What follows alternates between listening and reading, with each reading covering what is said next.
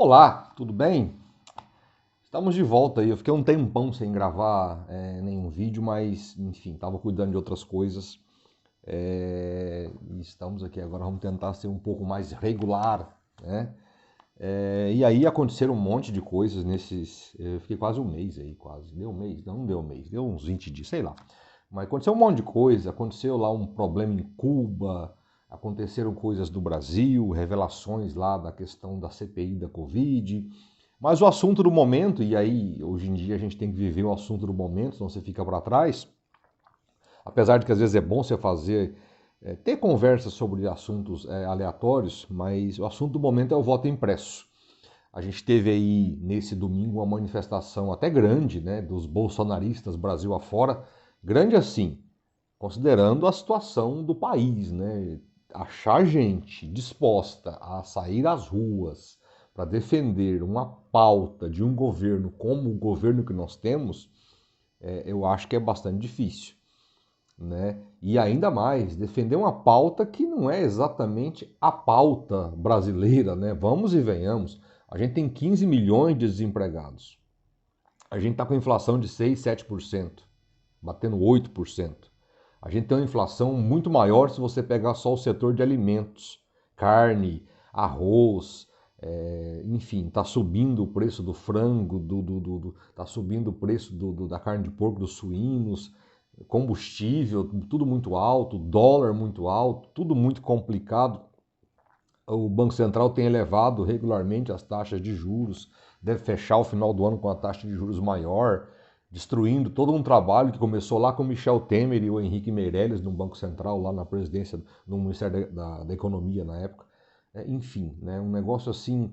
As pautas brasileiras são outras. As pautas brasileiras são ainda, infelizmente, como nenhum país do mundo, talvez, a Covid, né, os mortos por coronavírus, né, a falta de vacina no tempo certo, o ritmo de vacina que poderia estar sendo muito maior se tivéssemos vacina. Essa é a pauta brasileira.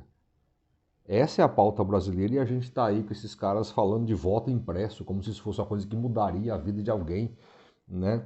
Quando não estou dizendo que não é um assunto importante, não é esse o ponto, é que há prioridades para o país. E essa eu tenho certeza que não é uma delas. A prioridade do país deveria ser, por exemplo, aquelas pessoas lá em Cuiabá pedindo osso, né? Restos, né, de osso lá em supermercados. Ou as pessoas trocando o arroz inteiro por um arroz quebrado lá, uma antiga, aquilo que antigamente se dava para para galinha, né? O pessoal está comprando aquilo para fazer arroz, que é muito mais barato. Ou o consumo de pé de galinha como algo interessante, o que até pouco tempo era assunto aí para quem queria tratar essa questão das cartilagens aí, está virando comida. Essa é a pauta brasileira, né? A pauta brasileira é a fome, é o desemprego, é ainda a insegurança, a violência, a segurança pública que não evolui, são os trâmites da justiça, são os problemas da saúde, da educação. Não é voto impresso, por mais que isso seja relevante. É preciso ter prioridades. E a pauta é bizarra, né? Mais uma vez é bizarra. O Bolsonaro fica dizendo que, primeiro, tinha provas de que as eleições de 2018 foram fraudadas, e depois ele saiu falando também que as de 2014 tinham sido fraudadas, né? Coisa que até o cara que perdeu, o Aécio, né, ele até reclamou no começo, mas depois ele reconheceu que o partido não teve fraude nenhuma.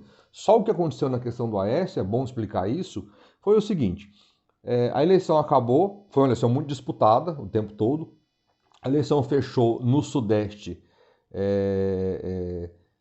e no Sul, né, às 17 horas, e no Nordeste também, onde não tinha horário de verão, né? Na época tinha horário de verão, né? A gente vivia essa situação.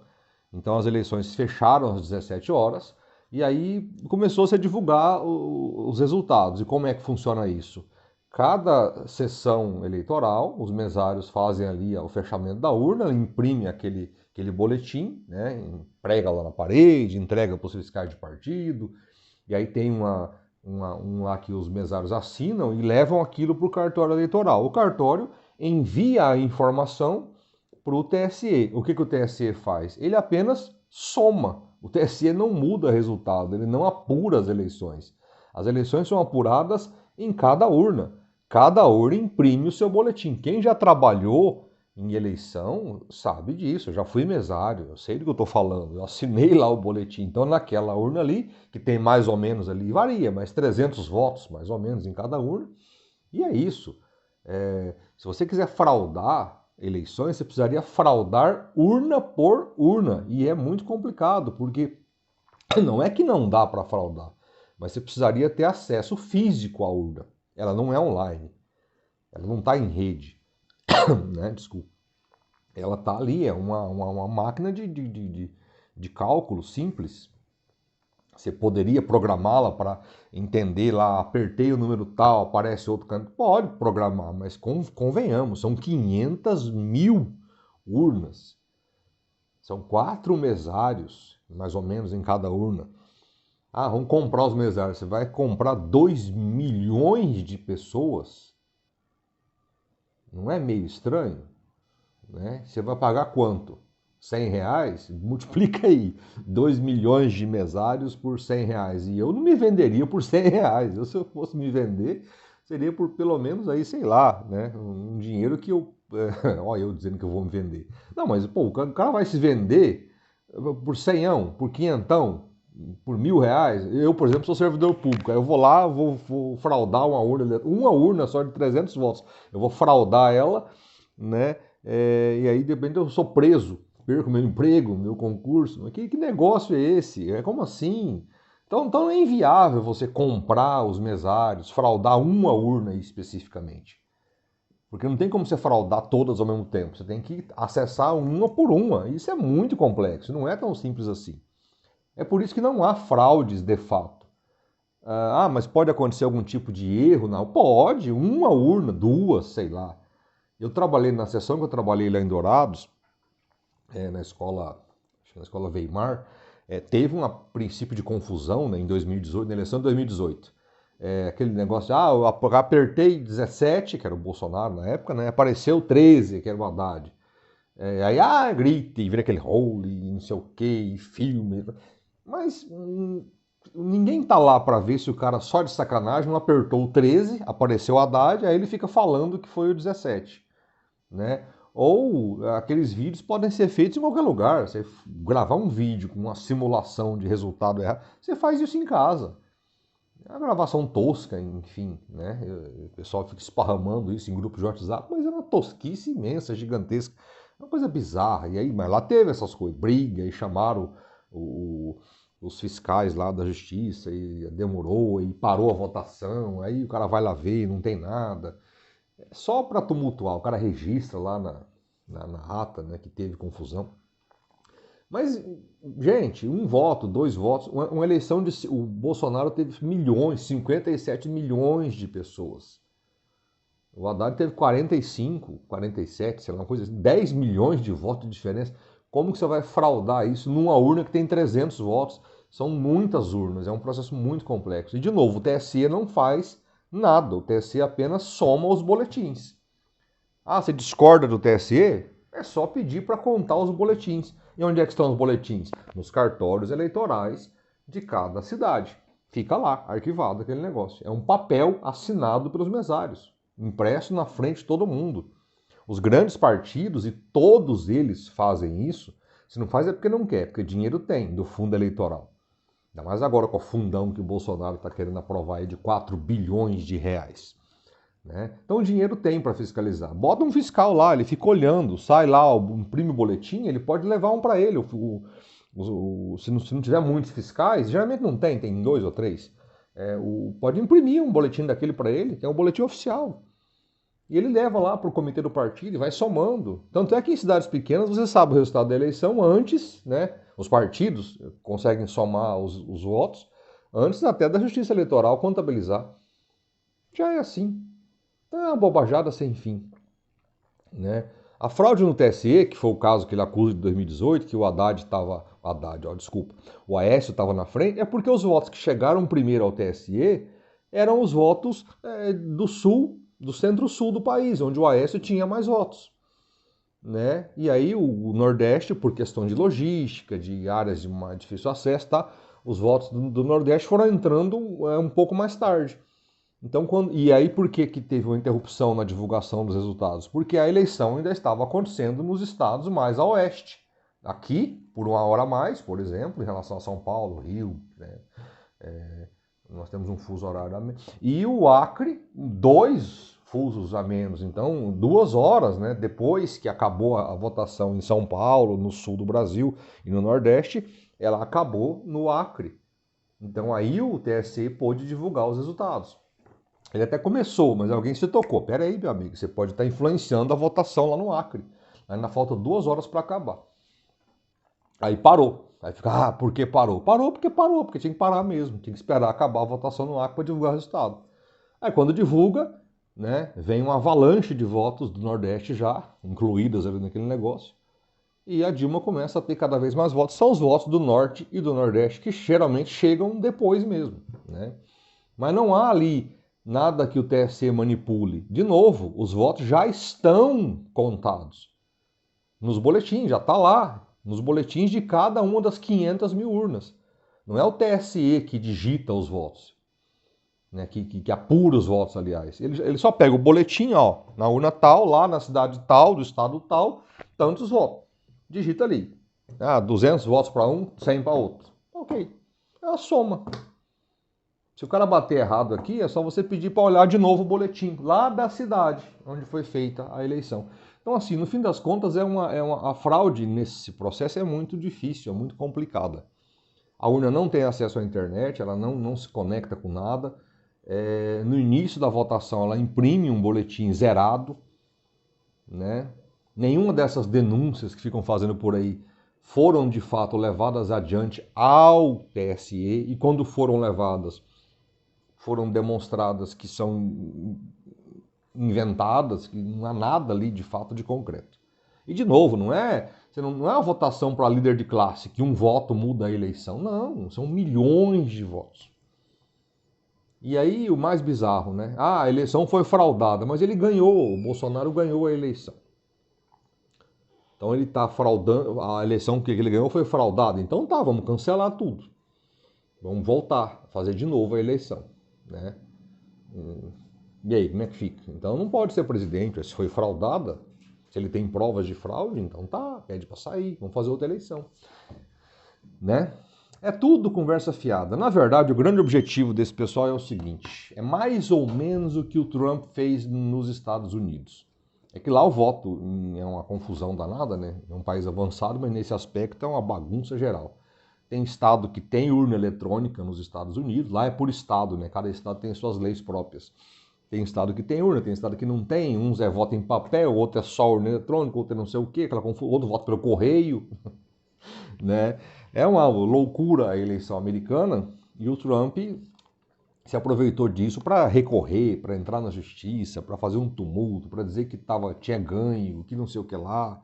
E nos dias ali de sair, já em janeiro, bem depois da eleição, ele vai lá e tumultua tudo e diz que não sei o que devíamos marchar sobre o Capitólio, que seria o congresso deles, e um bando de maluco invade o Capitólio, gente morreu lá naquele negócio, uma confusão danada, um tumulto. Só que a democracia americana é muito mais, primeiro, mais antiga que a nossa, mais experiente, mais sólida, né?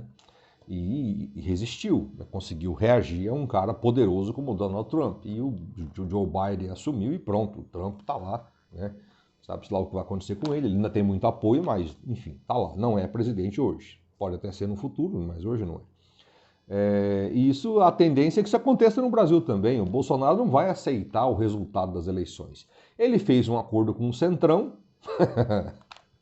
tudo aquilo que não ia fazer. O Bolsonaro sempre foi do Centrão. A vida toda ele foi um deputado do Centrão. Acreditou que ele era fora da política, que ele era algo novo, quem quis. Era só prestar atenção no Congresso. Ele sempre votou com o Centrão. E muitas vezes ele votou com o PT. Em algumas questões, como por exemplo, contra privatizações, né? Mas teve gente que acreditou nessa pequena lorota, em 2018 que ele era um outsider, alguém de fora da política, né? Um homem honesto. Mentira também. Mas, enfim, ele botou o Centrão lá no comando do governo dele, o Ciro Nogueira é o chefe da Casa Civil, né? Ou seja, ele manda no governo, porque a Casa Civil manda no governo, com um objetivo só. Não foi por reformas, para aprovar, por nada disso. Segurar o Bolsonaro no cargo. Não vai ter impeachment por isso. Eu acho muito difícil que um impeachment avance, porque o acordo dele com Arthur Lira e com o Ciro Nogueira e outros líderes do Centrão é só esse. Eu vou liberar verbas aqui, é o presidente que mais liberou verbas para parlamentares na história brasileira, né? Não para aprovar projetos, como seria o caso, só para se segurar, para não cair, para não sofrer impeachment.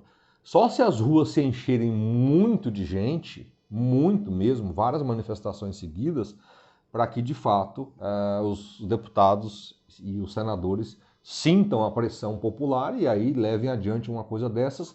Mas aí já vai ser lá para o final do ano, isso vai ser muito difícil, ano que vem tem eleições.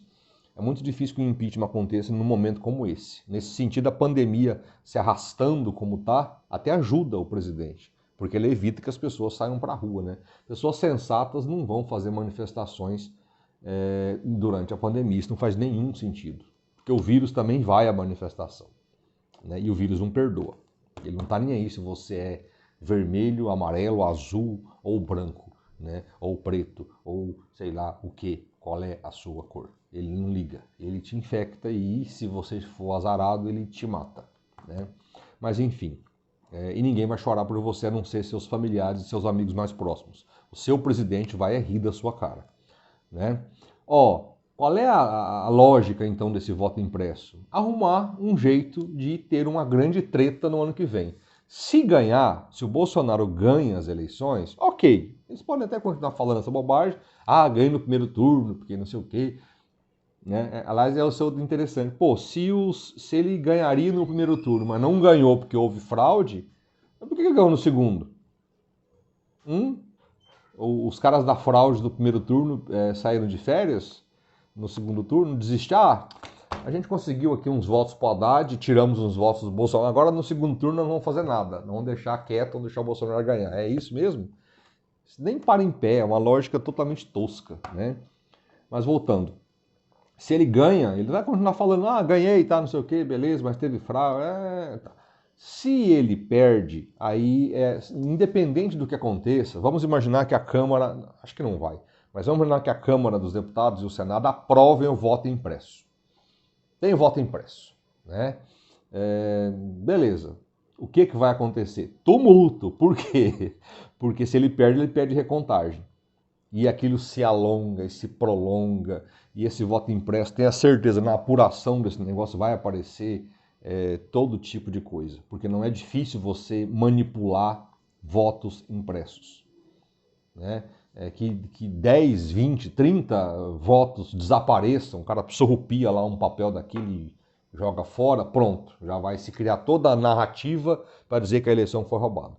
Não interessa se são milhões de votos. Se 10 votos sumir, viu aí, sumiu os votos aí. E sumir com papel é muito fácil, para não bater com o resultado eletrônico, né?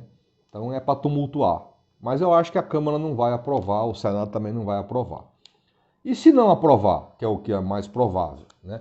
Aí eles vão dizer, perdemos porque o voto não é impresso. Perdemos porque existe fraude, apesar deles não conseguirem demonstrar a fraude. A não ser em vídeo tosco que o cara faz lá na casa dele e fica divulgando nas redes sociais, né? Só em vídeo tosco de WhatsApp que você consegue provar que teve fraude. Você fala, mas você não consegue provar, porque não tem o que fazer, não há provas de coisa nenhuma, né?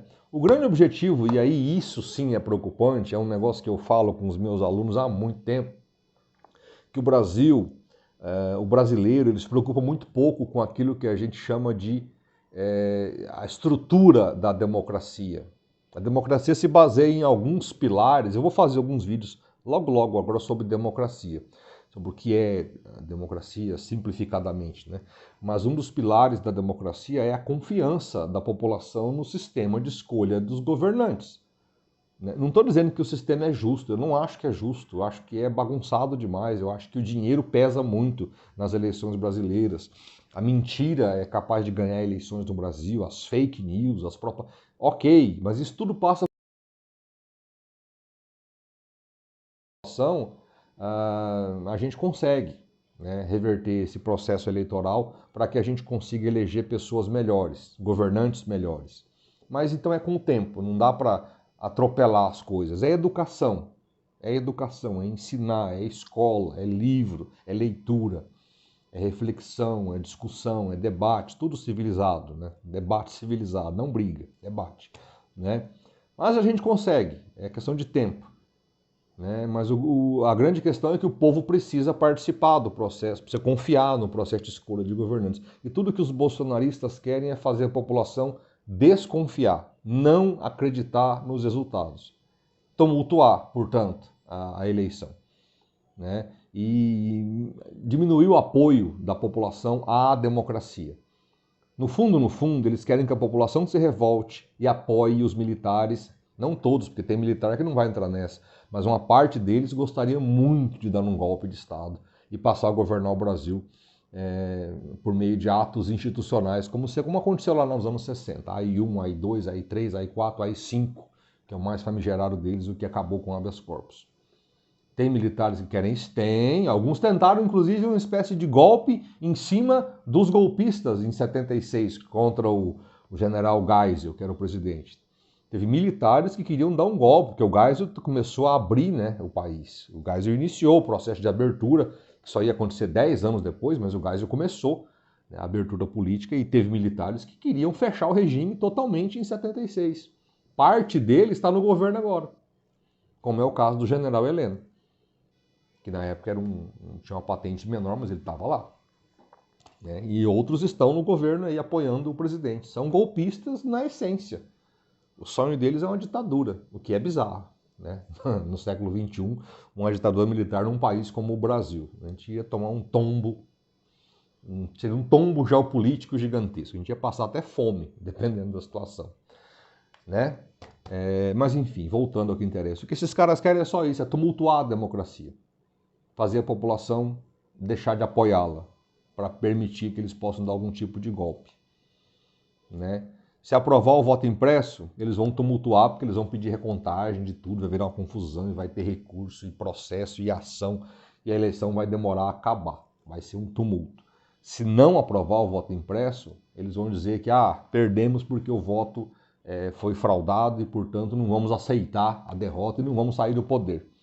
Eles vão tentar um golpe. Se vão conseguir estruturar o golpe, eu não sei, mas esse é o objetivo desses caras. Esses caras não gostam de democracia. Né? Mas é só eles que é assim? Não, não, não, não, não. De certa forma, a extrema esquerda pensa muito parecido, só que eles gostariam de um governo permanente de esquerda. Não é muito diferente, não. Mas justiça se faça. O PT perdeu eleições em 89, perdeu eleições em 94, em 98, nunca questionou a democracia. O PT até defendia o voto impresso, porque diziam que podia ter alguma coisa ali, mas nunca questionou a democracia, nunca diz, não vamos aceitar a derrota, vamos partir para lutar mais. Não, o PT nunca entrou nessa loucura. Fez oposição ao Fernando Henrique, né? Agora é oposição ao Bolsonaro, mas sempre dentro das regras do jogo, sem querer solapar as bases da democracia brasileira, que tem defeitos, que tem problemas, mas que precisa ser defendida por todo mundo. Beleza? Mas essa é a lógica, é só para tumultuar. Voltamos logo logo com um videozinho sobre o que é democracia, o que é direita, o que é esquerda, pelo menos assim, o que é que eu entendo, né? E de maneira simplificada, não é um livro de um tratado, né, do que significa tal coisa. Não, vamos fazer uns pequenos vídeos aí bem simplificadamente para que as pessoas possam entender com tranquilidade. Tranquilo? Valeu aí, obrigado pela participação. Até mais.